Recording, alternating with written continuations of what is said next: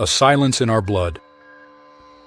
7,000 years ago, something happened to humanity. Not a war, not a plague, not a natural disaster, but a silence written into our DNA. It was a genetic catastrophe, but one that left no craters, no ruins, no songs. Instead, it left an absence, an echo where voices should have been. Somehow, in that narrow window of prehistory, up to 90% of all men disappeared. But the women didn't, and no ancient legend speaks of it. No epic remembers. Only the Y chromosome remembers.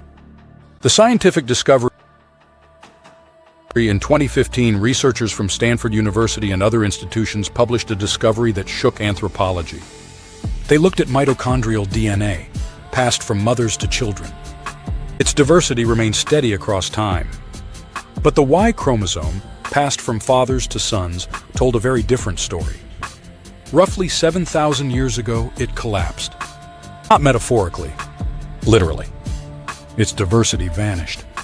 Across continents, across cultures, scientists call it a bottleneck, a drastic reduction in genetic variation.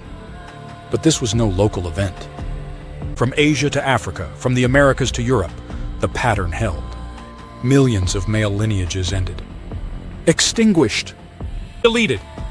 And yet female lineages continued. The math didn't add up. Unless something or someone interfered. Why it wasn't disease? If it had been disease, it would have struck indiscriminately. Men and women, old and young. Think of the Black Death, the Plague of Athens, the Justinian Plague. When pathogens kill, they don't choose chromosomes. But this event targeted one side, the paternal. Surgical, precise, selective. It wasn't nature. It was society. Society reset itself. Around this time, humanity was changing. We left behind the forests, the open plains, the rivers that moved with the seasons. And we built permanence. Agriculture, villages, walls, ownership. And with ownership came power. And with power came imbalance. Food could be stored. Land could be defended. And for the first time, wealth could be inherited. And with inheritance came control over bloodlines. Men began to fight not just for survival, but for legacy. Reproductive skew. Anthropologists call it reproductive skew. The idea is simple. In some societies, not all men have equal access to reproduction. In modern hunter-gatherer tribes, most men become fathers. But in early agricultural ones, the pattern changes. Suddenly, only a few men father most of the next generation. Sometimes one man rules an entire village, sometimes an empire. And those who lose? They don't just lose battles, they lose the future. The era of male monopoly. Imagine a world where 19 out of 20 men leave no descendants. Where a handful of victorious warriors or tyrants father entire populations. This isn't a story. It's science. This is what the Y chromosome shows us. A sudden flattening. An almost total collapse in male diversity. This is a genetic genocide, but without blood. It's selection, but not natural. The battlefield became the birthplace. The animal kingdom knows this well. We've seen this pattern before. In lions, where one male dominates a pride and drives out all rivals. In gorillas, where silverbacks hoard mating rights. But humans? We believed we were different. Turns out, we're not. Genghis Khan wasn't unique. Genghis Khan may have up to 16 million male descendants today, but he wasn't the first. And he won't be the last.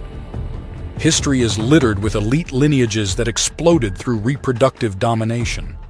Pharaohs, emperors, sultans, war chiefs. In Mesopotamia, China, Africa, Europe, the pattern repeats. A few men, many women, most men, erased from memory and genome alike. The Unwritten War. No epic tells of this. No myths were sung about the bottleneck. But it happened. A quiet war of conquest, of inheritance, of exclusion. We think of survival of the fittest, but sometimes it's survival of the most powerful, and often the most ruthless. What does power really select? Not strength, not kindness, not wisdom, but dominance, control, access. And in a time before law, before ethics, before consent, that meant men who took, men who conquered, men who didn't leave room for others. Can it happen again? We like to think we've moved on, that we've evolved beyond this. But have we? Reproductive inequality still exists in different forms. Power still attracts partners. Fame creates gravitational pull. Look at dating apps. Look at influencers. Look at wealth gaps.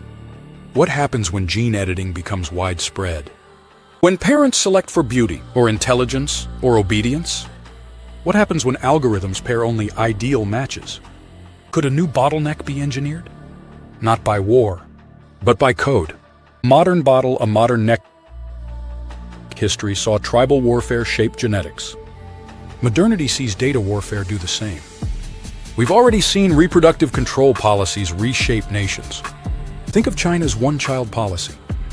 Think of forced sterilizations in history. Think of surveillance states with fertility algorithms. What if the next filter isn't biological, but digital? Who gets erased next? In the past, it was men. Next time, could it be certain behaviors, certain IQ levels, certain ideologies? Not because they're unfit, but because they don't fit. Fit the algorithm, fit the state, fit the model. We speak of evolution like it's behind us. But what if it's in front of us, and we're not the ones steering? Erased. If you lived 7,000 years ago, would your genes be here today? Would your name echo through bloodlines? Or would you be one of the many? No grave, no children, no trace. Just a missing strand in a double helix. Today we carry the DNA of the few who remained. But we also carry the silence of those lost. They were not weaker, just outnumbered. A memory in our blood. The past doesn't forget.